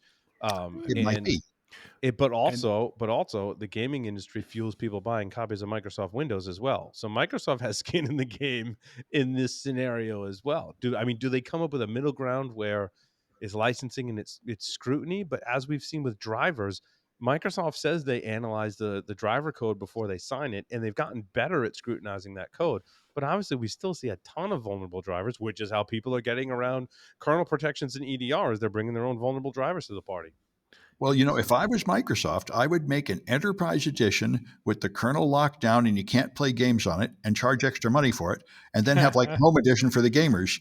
Yeah. Or go the other way, just make the enterprise version cheaper, and then you want to play games, you charge extra for it. Right. Yeah, but if it's at work, you really want it locked down. But if it's a user configurable option to turn on or off third-party kernel modules, then all attackers are going to do is figure out a way to get into the system to be able to flip that bit. Yep. And they're going to load vulnerable drivers in on the system. Or social engineering. You could make it a feature of the Pro version of the operating system. And you already pay extra for that for Pro anyway. Yeah. You know what some gamers do? Run Linux. I learned this today. No, kind of similar. They hack a version of Windows that has these protections turned off so they can run cheat modules. They actually customize the operating system so you have to download a pirated version, which, by the way, I would never recommend people do that in a million years. Like, no, because what else is in there? Like, Lord knows, it's a lot of code to go through to make sure that it's not doing anything nefarious. But yeah, they have versions of Windows for gamers that allows you to get around the anti-cheat modules. Well, they're probably running it on a burner device anyway. So if that device gets tipped, who cares? Hit reset and go. Yeah, and what I also learned is most gamers have multiple accounts because they'll use the cheat module, and eventually the game might figure it out, and they ban their account, and they just keep rotating accounts. So it is very much like you said, a burner account. Yeah, and like I said, I think Sam's idea that if this was a premium feature or something, then for your gaming device, maybe that's fine. But I mean, even for my regular home device, I want all the protections I can, but I'm willing to put my money where my mouth is. And the question is, what about Joe Random Consumer or Jane Random Consumer that's not a gamer, but really needs all the help they can get to be online safely? But it's the open market that kills any really true security measures we put in place. I mean, I believe it's one reason why Microsoft said we're going to come out with our own gaming console, and the Xbox security is phenomenal because they view the user of the Xbox console as the adversary. That's why it's not a place that is like rife with vulnerabilities and exploits and an easy thing to hack, because Microsoft said, we can deliver this to the user. You are the adversary in this scenario. And we're going to do everything we can to secure this platform. So they don't have these problems because they control the hardware and the software on the Xbox platform. The problem we have with securing Windows today in Intel and AMD devices is, especially from the perspective where I work, it's a very open environment. There's multiple links in the supply chain that have to work together to customize and build something that has an open platform. It's not like Apple. You go to Apple, they control the M series processors, all the firmware and software and OS kernel, so they can lock that down. Apple closed down the kernel a long time ago, which is interesting. Yeah. Is that reverse ransomware? They pay you to be your adversary, right? It is. It is. It is. It's a weird dynamic. And they hold your files because they hold your Yeah, I was gamer gonna tag. say, And yeah, they have correct everything. I mean, you're almost kind of like just renting the console at that point. You don't really own it. You can't really do much with it because it's so locked down. Do we want our PC environment to be the same thing? That's what the argument here is. How do we provide security but provide an open enough platform where I can put an EDR product on it, where I can have a game company that wants anti-cheat software to be on it. That's the back and forth that we're going to have. I don't know. If they lock down the kernel, it means we can't have EDR on the kernel. To me, it's kind of scary. Mm-hmm. It's kind of scary. It'll be interesting to see what the architecture to get the protections would look like. Yeah, the enterprise version would be well. It's interesting. If you get an enterprise version that you can't load something into the kernel, that means you can't load any protection software in the kernel. Yeah. Then what's the point? Except for Microsoft's official protection software, like Microsoft Defender or something. Then it would be fine. Yeah, Microsoft Defender's fine. Everyone else, they may try and do that just to gain market share, quite frankly. Well, they could partner with a company and charge them a fee and make them an authorized, approved to use the kernel. Can you say they've tried that monopoly? before? Can you say antitrust? Which they kinda, I knew you could. They kind of do now. I mean, your driver or kernel module has to be signed by Microsoft to run, and they do some level of scrutiny, but exactly what they do in terms of scrutiny is somewhat abstract today, and they also do not publish any kind of list of what software they've signed and where it's from, which I find highly annoying. Yeah, the problem with endpoint protection, though, is they can't inspect and sign all the updates. That's why, this CrowdStrike thing is what's really pushing them to try to kick everybody out of the kernel. Yep. Right, because the software is constantly changing, right? If every time an EDR wanted to update software, they had to go to Microsoft and go, hey, Microsoft, like, is this okay? Like, that wouldn't work in their model. Obviously, we saw from CrowdStrike that the value to their customers is the ability to push out updates very quickly. It is. And the old AV model, it was even more insidious than that because the AV signatures came from a couple of centralized control points. The signatures were signed and encrypted, so as an endpoint protection provider, you couldn't read them, and you actually had a fixed time in which to deploy them to all your clients. And if you stopped to analyze them, you would blow your contract and get no more updates. Right. And that was a real evil model. And I wonder if it's still in play. But talk about pressure to just ready, fire, aim, go. And I think in response to the event, I think CrowdStrike said that they will allow endpoint users to delay their updates now. Yes. Yes. They've added the what do they call that? The configuration up. There were two types of updates, and one could be delayed and the other can't. Now they both can be. Yeah. I was just going to say, we talk about securing this open platform. One tool in our arsenal is Secure Boot. And Larry, you also picked up on PKFail making the news. We had John Lucchese, my coworker, on talking about that. And admittedly, I didn't get I picked up on it because I know we've talked about PKFail in the past, and I didn't get a good handle on this article. So I'm glad you picked up on it too. Yeah, and so basically what happened here is Binary set up a website where you could, I believe, upload your certificates in Secure Boot, and it would check them to see if, in fact, they were the test, the certificates that were signed with the leak test key, right? Because that was the whole thing. Like everything was, everything was fine. Like air quotes, everything was fine. You could use these test keys, even though they said in the description of these certificates that do not trust, do not use in production. People use them anyway. The root of trust was secured because the private key was secured. and that's how you maintain a root of trust in this certificate-based systems. But the turning point, the thing that changed, because I actually observed these certificates and people talking about them online and going, why do I have a certificate in secure boot in my platform key variable in NVRAM in UEFI that says do not trust? Like, why hold, like, that's weird. And a lot of users pointed that out over the years. I even think we at Eclipsium, we had checks for that beforehand, but again, we weren't raising any alarms because the private key was still, to our knowledge at that point, protected. What changed was Binary observed that in a GitHub repository, someone leaked the private key. What that means is, as an attacker, I can sign code that's perfectly valid in secure boot, and I can put in whatever code that I want, which totally circumvents the entire secure boot process. What happened recently is Binary had like 10,000 submissions of keys to their public open system, and they observed that they basically, in all occurrence, like doubled the number of keys that were circulating in the wild known to be signed with that private key. So that's why you're seeing the news cycle happen again, because it's basically twice as big of a vulnerable pool of keys as there was before. And you mentioned there was some conjecture or something like that to go along with this in the intro. What do they say in the intro? It's a good question. Conspiracy theories. Oh no, that was the other one. That was I the thought that Android was gonna TV be the boxes. AI. Oh, yeah. Sorry. I thought you were that going to was this one. reference the AI. I think it might be Sam's story about AI being able to change a person's belief in conspiracy theories.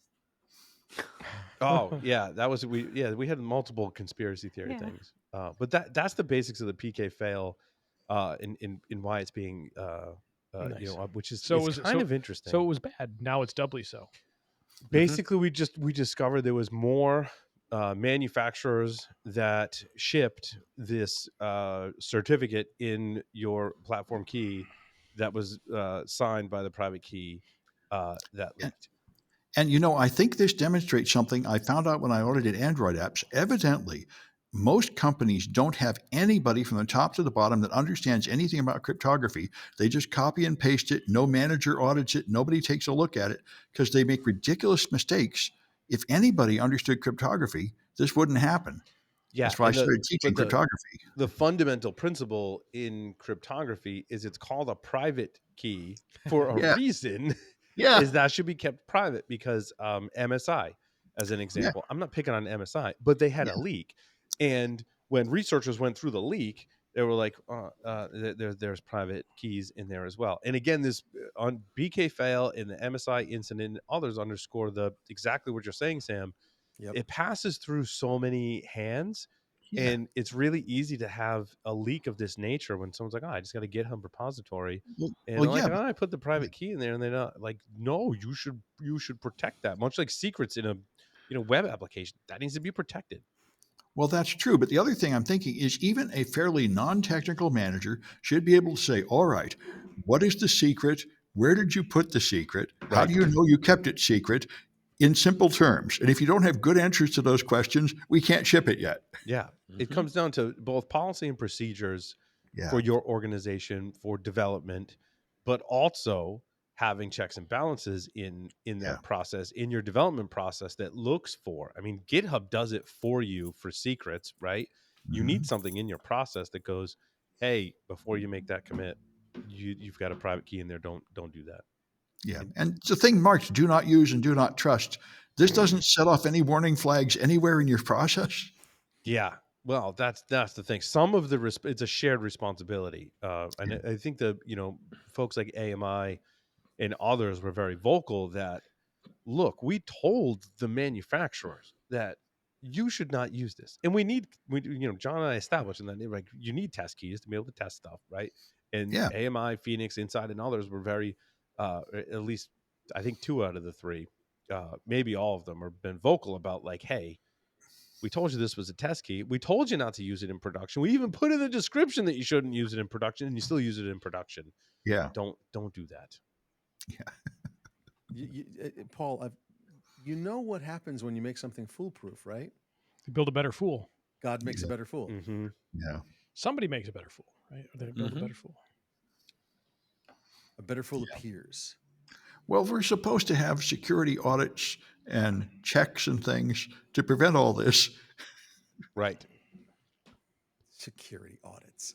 Like audit Well, works. but how many people, like going back to Sam's point, how many people involved in a product development lifecycle or marketing or anything else, what percentage of the people that have some authority over it actually know that cryptography exists?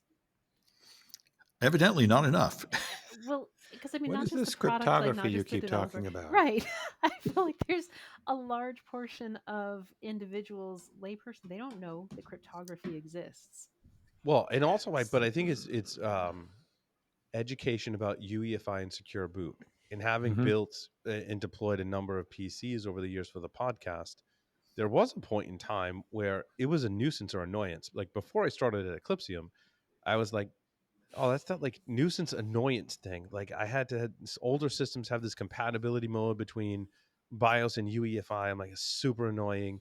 And then like I'd install Linux systems and I'm like why isn't it booting? Like all the instructions would be like, you need, so before we had shim, all the instructions were like, you just need to disable secure boot. I'm like, I don't need that. I'm only using that if I'm worried about someone with physical access to my system. And that's what I thought secure, and like many maybe still do today, believe that was the driver behind enabling secure boot was to protect physical access. And I was like, look, I'm deploying it in a closet inside of a locked facility that has an alarm and it has cameras and there's limited people who can access it. And guards with AR-15s. Yeah, but maybe not here, but in other Yeah. locations there might be. And so I'm not worried about that. What I came to understand, You haven't seen Larry on off days? right? Yeah. But what I came to understand, and frighteningly so, is that this has very little to do with physical access and everything to do with attackers that can put malicious code inside the boot process to get in before the operating system. And that was the driving force behind switching from BIOS to UEFI. Tons of other drivers as well. Security was a big driver. Yeah. UEFI security is a big enough driver where CISA and NSA has released reports to say you should pay attention to this because it's important. So, and when we see again, like a lot of that is coming back to gamers, right? And I read this article, my 19, about direct memory access attacks. Again, nothing new. I remember following conference presentations years and years ago that talked about DMA attacks. In fact, I want to say I can trace some of those back, Larry, to like FireWire. Remember the old FireWire ports? FireWire DMA FireWire attacks. DMA, right? And this is exploiting the direct memory access that these devices required. Yeah, I said this on the show like years ago too. It's good to refresh it. Direct memory access, right? You don't want to have to go through other routes between your CPU and RAM and the operating system to get data on, back then, your FireWire drive, right? This was before Thunderbolt and USB-C. That was the standard. Because if I'm attaching a drive, I want the fastest speed possible. So the hardware and software made this facility to have direct memory access. So we could just go through the fastest bus possible, get data from point A to point B. But having that direct access to memory can also circumvent certain safeguards. There's specific hardware that has existed for a while. I want to say I've heard of the Screamer PCIe Squirrel. Heard of that? I beg your pardon? There's I know it's a strange name that I say that out loud. Screamer PCIe Squirrel. What are you calling your wife? What? This Jeez.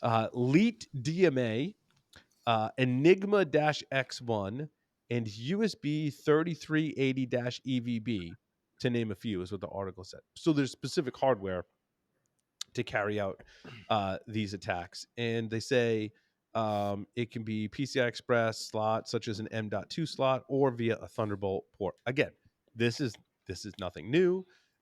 These are devices that execute. Again, this is Black Hat. We're talking like Black Hat 2013, or you could trace the history of DMA. You could ask an LLM to give you a complete history of all DMA-based attacks that have been, and it would probably get you 80% of the way there, is my experience when I ask it such questions. Although Perplexity has been a little better at answering those questions.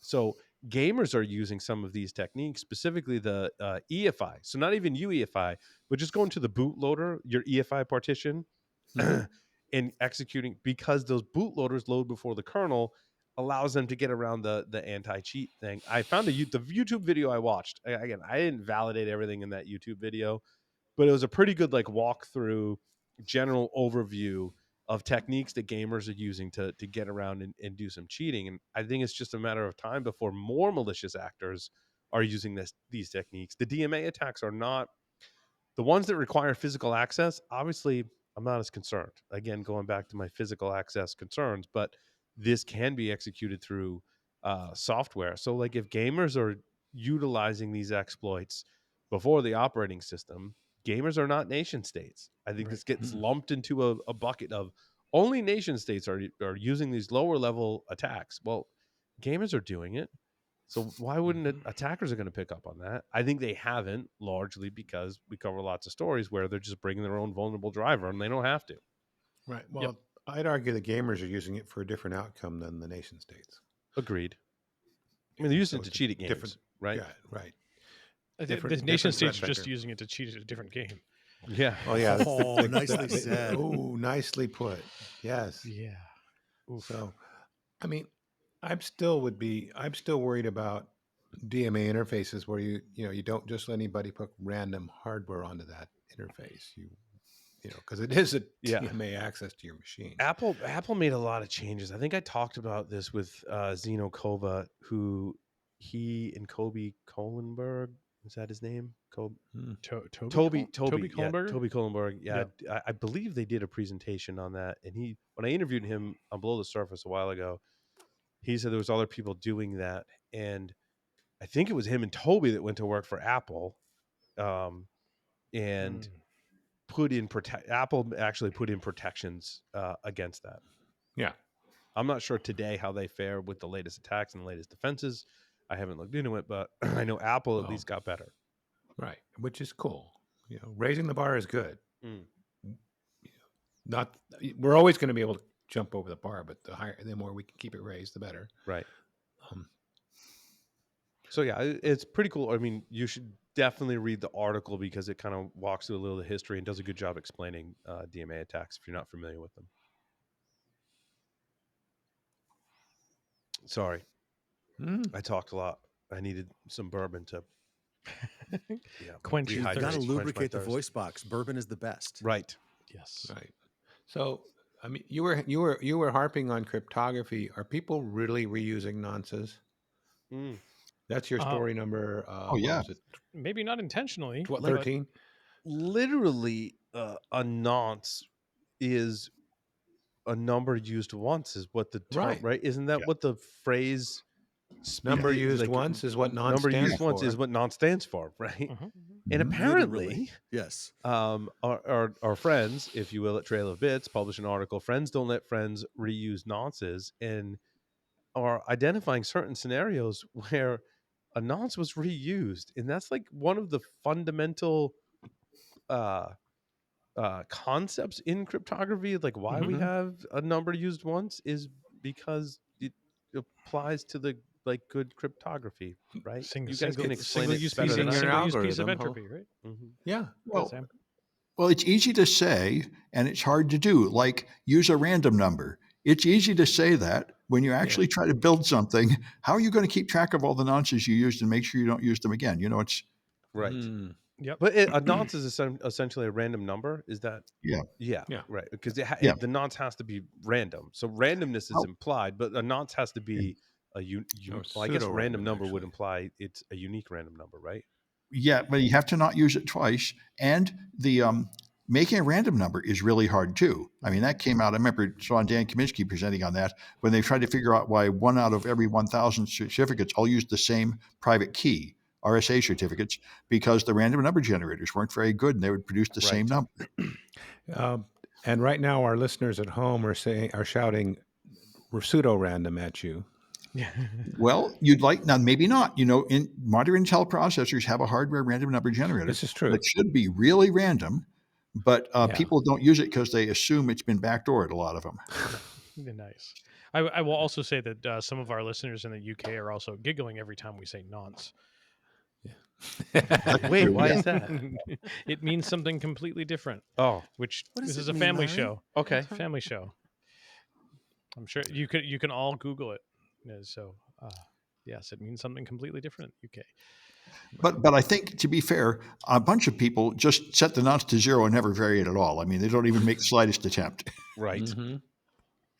Because they just, like you say, just before, they don't understand crypto. They don't know what they're doing. They turn it on, it scrambles the stuff. They say, well, that looks good enough. When I sent the nonce to 0, it stopped working. I started working. I was on a deadline. I was done.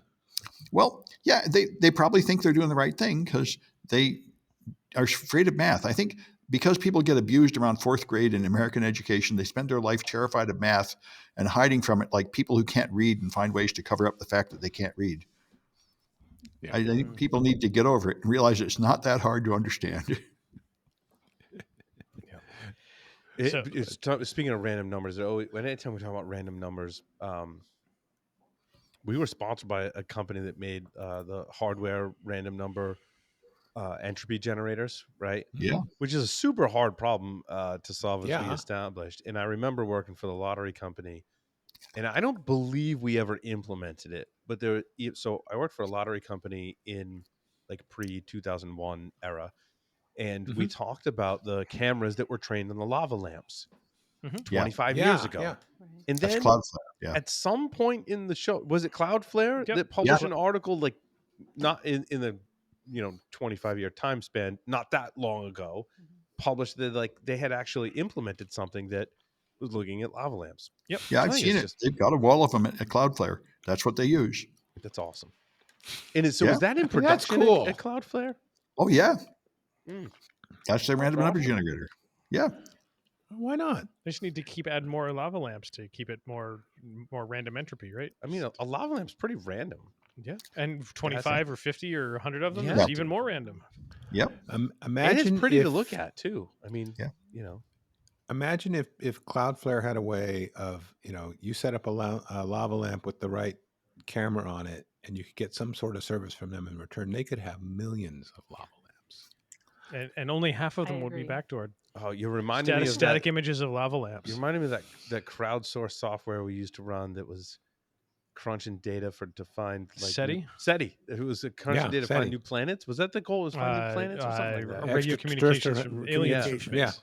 Yeah. Find aliens. Yep. And then they turned it into being able to fold proteins to Folding at cancer home. research, folding at home, and all that stuff. Mm-hmm. No, fond memories. Yep. Yeah. Speaking of fond memories, Yes. Bettercap 240, Paul. Yes, a better cap, Yeah, which is really just a better Ettercap. Yes. Remember using Ettercap back in the day? I do. It was So Bettercap has been around for a while. a long time. Right. And we talked about it Ettercap for a is the bunch of Wi-Fi stuff. predecessor, right? And Yep. it was not reliable. If I remember using Ettercap, like it worked, but it was kind of Yeah, remember that time Thank I you. tried to use Ettercap to do ARP spoofing and I took down the internet for the Yes, podcast? that would often happen. Oh, Yep. good. I thought it was just me. I thought I was stupid. I could never make Ettercap work. I just used Cain Enable instead. I said, this stuff is trash. But everybody says it's the cat's meow. I said, I must just be stupid. Was I it can't make Doug it Song? work. Did Doug Song make one of those similar tools back in the day Oh, before Ettercap? Well, there was one before Ettercap, wasn't there? Mm-hmm. What was that called? I don't remember now. Anyway, fast forward to today, we've got Bettercap 2.4.0, which is introducing CAN bus support, Wi-Fi brute forcing for things like printers and routers that have a easily guessable Wi-Fi password, and now a built-in web UI. The web UI used to be separate, but now it's built in. Well, I mean, it was separate, but you had to specifically like load it into the UI into the command line interpreter. But now it starts automatically, type of thing. Well, I hope Which is it's good. really better, a lot better. It is. I mean, we use it in the Sans Wireless class in 617 for doing a bunch of wireless attacks and manipulation, Wi-Fi and Bluetooth Low Energy as well, which they're apparently now rewriting the BLE stack, which is going to be interesting. Yes, that was the other thing, right? they're rewriting the BLE stack. And quite honestly, I think the BLE stack is fantastic. It seems to work really well and does great discovery for low energy, and helps you find some non-low energy devices too. Is it time for Bluetooth war driving yet? I've been waiting for this. Oh. Can you walk through a crowd and find out how many people? But does it works well enough to find into your Bluetooth devices? Okay. Yep. Absolutely. There's a bunch of tools out there for being able to support that into Wiggle. Yeah. Oh. Wow. I wouldn't think that would help because Bluetooth devices are not fixed. They move mostly. Yep. Oh, Motorola built a whole system for Bluetooth discovery and sales. Years and years ago, they took it out because it was too creepy. It would pop up it would pop up a coupon on your phone when you walked in because it knew your phone. Yeah. Oh, that's called iBeacon. Was that what it was? I never knew that. Yep. Well, that wasn't specifically Motorola. Motorola may have had one. Google had one. Google Android had one, and iBeacon is the one that sort of won out dominance in that market.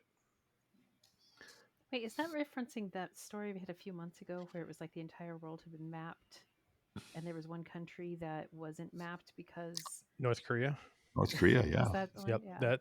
Yeah. That's probably related to Apple products, potentially AirTag.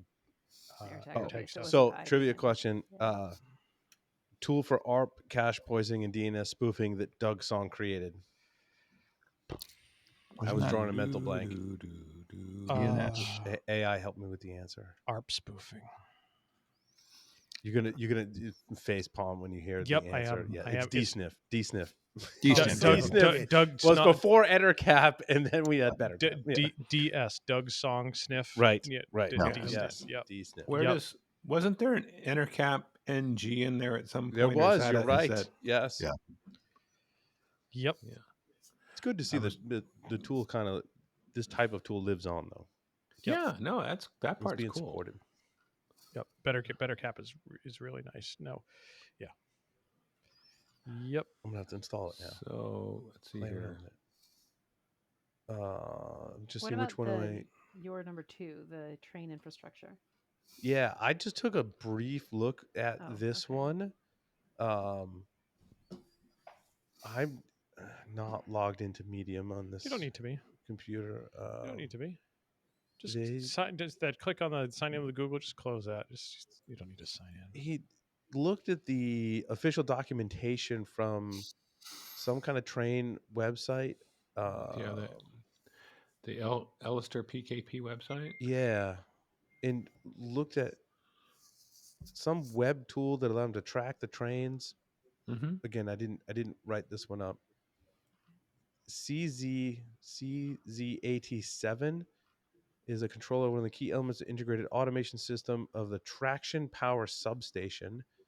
CZAT devices are directly responsible for the protection and function of power supply systems of rectifier stations, as well as for the controls of subordinate substation equipment and their communication. And then there's a really crazy diagram that has some formulas in there, and is basically like how they're tracking the traction of the train. Mm-hmm. And I wasn't sure exactly, like there's a lot of information in this one. Like it's basically how trains get power. So if you're ever interested in how trains get power, this is the article for you, Mandy. And then apparently there's some web app that he was accessing to gain access to it.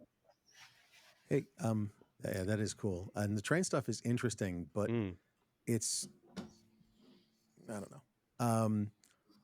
We could also do Lee's story number 7.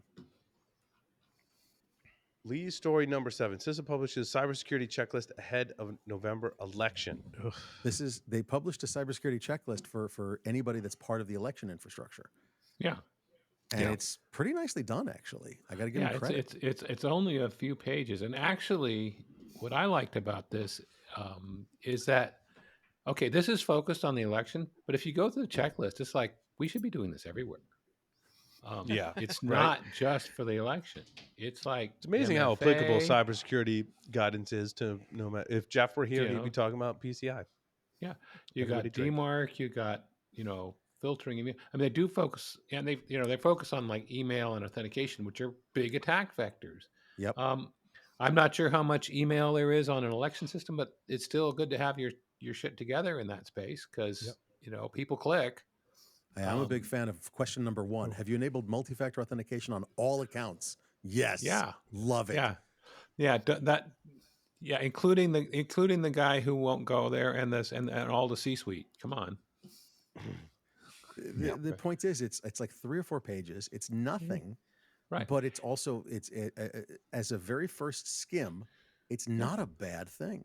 No, and it's got some references on the last page and some quick tips. I mean, it's like we could say, hey, there could be more, but for short attention span theater, people will read this. Exactly. Lee, exactly. For a small office, for a temporary organization, because elections really spin up for a month or two and then spin back down.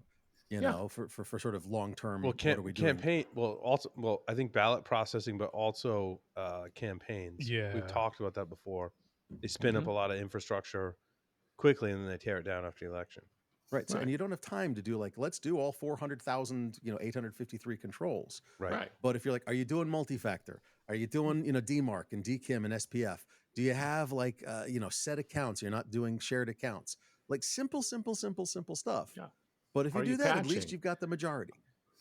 Are you patching? Have you turned on the DDoS stuff that a lot of your providers have?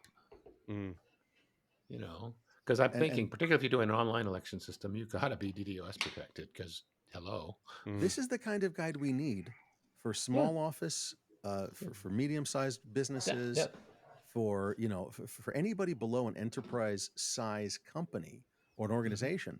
This is the kind of checklist that we need to hand out in just like take it here and then do some videos on how to do these things. Because honestly, this is the stuff that would raise the security of the majority of businesses in the US significantly for damn near no investment. Right. And it's not well, it's technical, but it's not a lot of techno babble. It's really simple to read, right? I don't know if I'd hand it to your board for reading, but it's not that far off from that point. You hand it to your IT guy, who is not a security guy. You can hand it to an IT person, and they'll get it. I get that. You hand it to your, even if it's your part-time IT person, you're like, hey, can you? Yeah, I know what this stuff is, and if I don't, I can Google it pretty easily. That's the kind of thing we should be doing. I got to give CISA credit on doing this for an infrastructure, an election infrastructure that, again, is spun up and then spun down. And it's poorly, it's administered, but it's not like well administered during its lifespan. It's very, very short lifespan. Because it's only here for a little bit, so a month or two. Yeah. CISA's been doing great work for the last few years. So many useful products and guides. Oh yeah. Oh, I just found my retirement plan. Oh. Buy it, What's fix her name? it. Buy it, fix it. It has a 46,000 subscriber. He should have more, because this is amazing. So this is a whole channel. The dude just buys stuff from broken stuff. And if you like this one, how do you give you another one. Is it in the listing of eBay that it's broken? Yeah, I mean, like for parts damaged, like you put some of those keywords in. Also, I'm literally watching one right now. I'm buying a Canon XA40 for parts. Yep. It ends in about an hour, and so far I've got it for $98. Yep. There's another one. So I buy it. Buy it, fix it is one. There's another one that I've been watching out of the UK. Joey does tech. Same thing. He buys electronics off of eBay, sometimes in lots, and then tries to repair them. And he's doing a series, in quote, season 1, where he's buying stuff off of eBay, repairing them, and then selling them. And he's trying to get to 1,000 pounds of profit. And every once in a while, he has a pretty big setback. So he was up he was up to like 822 pounds. The next thing you know, he's back down to 500 because he bought some stuff that just turned out that he literally couldn't repair him. Yeah. Okay. Yep. So it's been like a lot of PlayStation 5s, Xbox consoles, Nintendo Switches. It's all the stuff that we could repair that, but our lives are so busy right now that I'm I'm- like, you know what? Like either I keep it because maybe someday I'll get to it and it's pretty small, it doesn't take a lot of space, or I'm like, yeah, I'm just junking this and buying a new one because it's cheap enough to buy a new one. Yep. Or I buy something else that solves the problem that isn't as expensive or whatever. Yep. So like the What's Joey, he doing now? Testing that. So I've got one of his video playing. So he tested a faulty VTech baby monitor, which we're playing here in the studio. It looks like he's testing the capacitors or resistors. Checking, he's checking for shorts. So checking to make sure the capacitors are capaciting and none of them are shorted to ground through. This may also indicate if they're shorted to ground through that something is wrong with one of the integrated circuits. So that something has happened inside. There's been a short in the inside of the circuit. He could also test for a bad resistor or capacitor by powering on the device and using a heat. So what do you call that? Thermal camera. Thermal camera. Thank you. To see which one. I've seen that before. Which one's heating up? Yep. See what's warming up and so forth. But this one will definitely find some shorts in some of the circuits.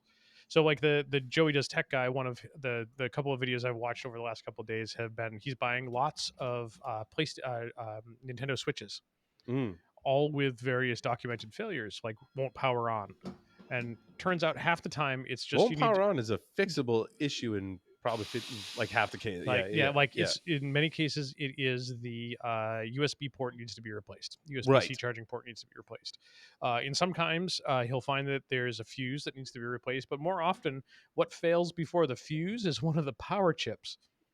And like the actual controller chip for the power, for the USB and the power conversion and some of those types of stuff. So he goes through and shows you how he tests it, and he pulls the stuff off and replaces it with a known good chip from another device that's been water damaged that he can't repair because of corrosion and stuff. And like he buys his things for 22 pounds and then fixes it and repairs it and sells it for 60. And power chips are decent for replacing. I mean, that's not so bad. Yeah, like the one that I just saw, he did watch today. He did a Nintendo Switch that only did video.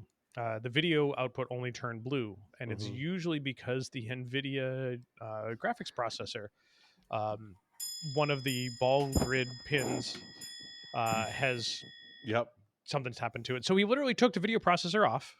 And reballed it and put it back on, and it still didn't fix the problem. He had a loss on that one, but yeah, it's one of those. It goes in the parts bin and can use it for parts, and he only paid 22 pounds for it. So, like, if he's got to replace a screen, he's got a good working screen. If he's got to do some other power stuff, he can do that. Yeah. So, the one that you pulled up on the for I Buy It Fix It one. He was looking at some of these, the VTech ones. It wouldn't pair with any of the other devices and so forth. I like how he's using a Fluke multimeter. Yep. And he's got the video of him probing various points on the board, but he's also got the multimeter display in the upper left-hand corner. OBS, yep, man, that's nice. This one was pretty neat in that he went through, he tested all the stuff. Found it, everything appeared to be working and it was functioning electrically. That chip looks kind of weird. It's kind of crooked. It's a coil, but it's fine. It's fine. But turns out what he ends up happening is he finds that there's serial port effectively available.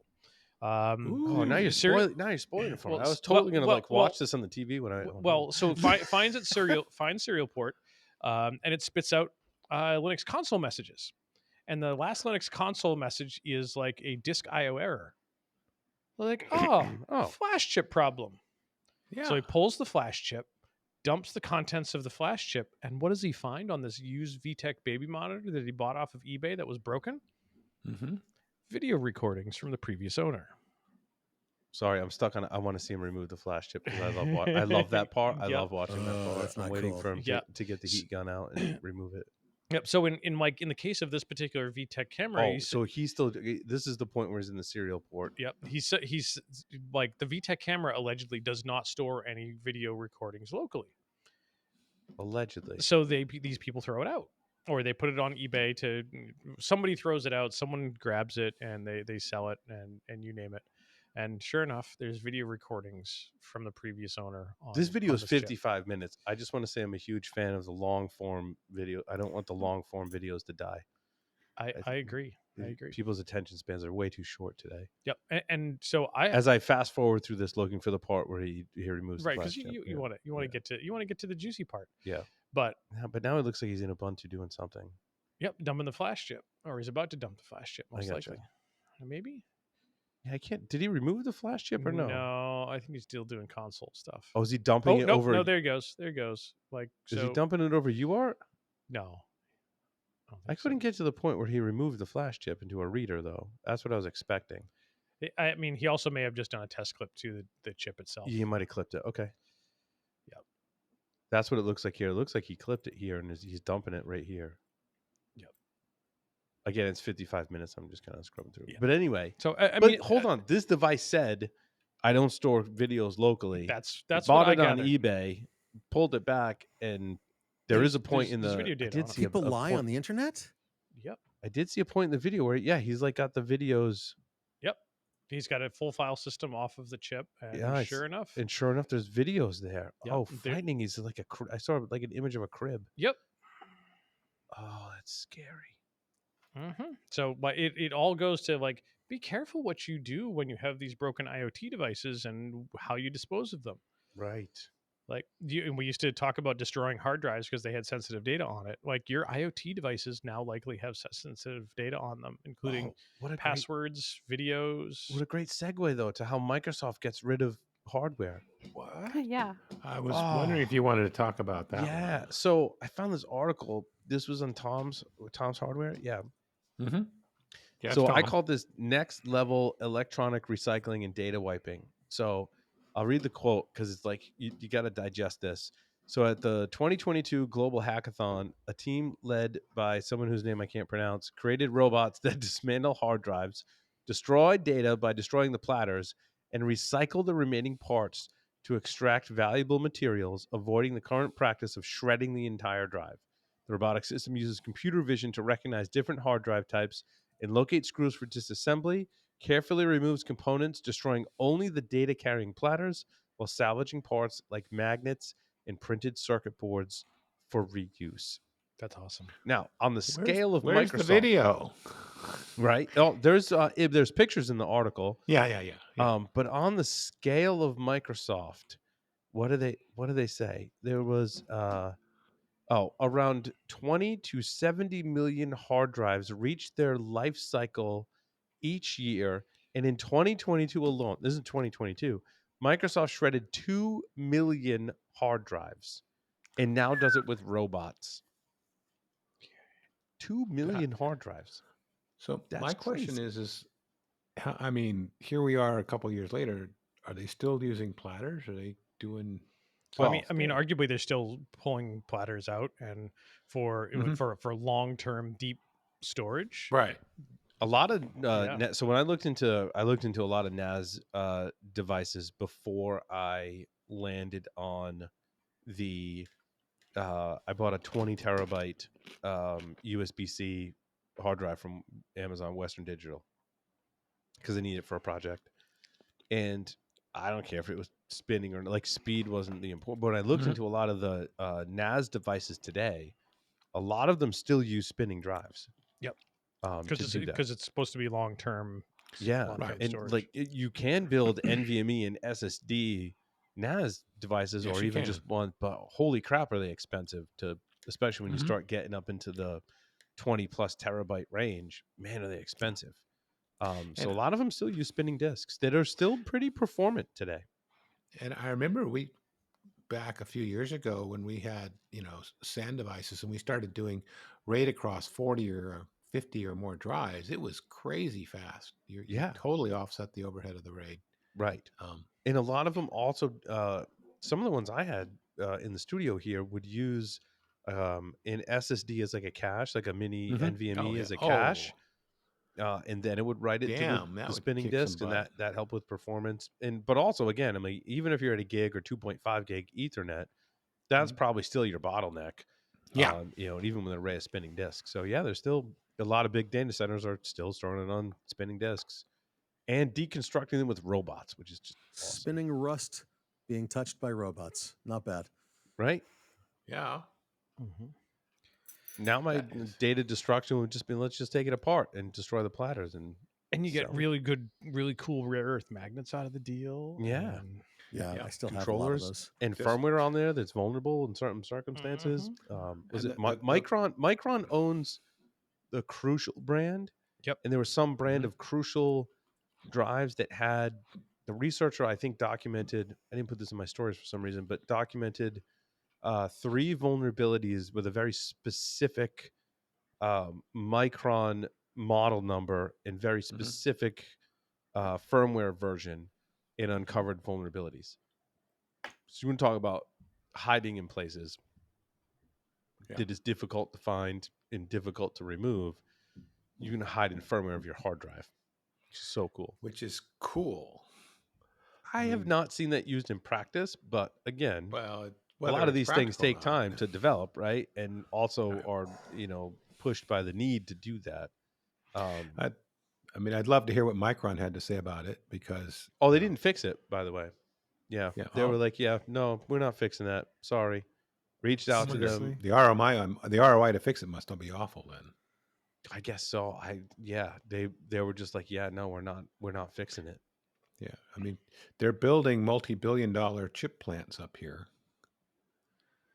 Right. Micron's home office is in Boise. Oh, okay. So they're doing they got money for the CHIPS app for the Made in America stuff, which I think is cool. But they own Crucial, right?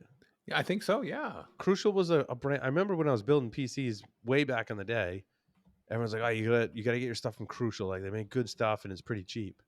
And now when I traced it back, they're owned by Micron. And searching through my databases for my day job, it is deployed in a lot of systems, and you'll see it either branded as a Micron part number or a Crucial part number. I couldn't find any systems in our demo database that we have, because our software actually looks at, and you can use Linux software like LVFS will do this as well. Looks at what storage devices you have, the manufacturer, the model number, and the firmware version on there. And actually, LVFS has facilities for certain manufacturers to update that firmware. I've never had one in all my systems that I've run LVFS on that allowed me to update it. That was like, oh, you can push an update with LVFS, but they all obviously run firmware. Holy crap! Yeah, they do own Crucial. They just released a new SSD with crazy performance numbers on it. There was an article from yesterday. Oh yeah, you want to go bleeding edge? You can get ridiculous. What was Intel has Optane too? You can get ridiculously fast storage now. Right. I mean, and they're targeting gamers and content creators, which is cool. I have no problem with that. Right. So I'm thinking we're getting to our wrap point here. We are. I was just thinking the same thing. Did Mandy have any other stories she wanted to cover before we wrap? You can say no. No, I guess not. I mean, there's plenty of them that are awesome, but no. Okay. It's okay. Yeah, no. Thank you. Well, thank you everyone for listening and watching this edition of Fall Security Weekly. We'll see you next time. Larry, take us out. Over and out.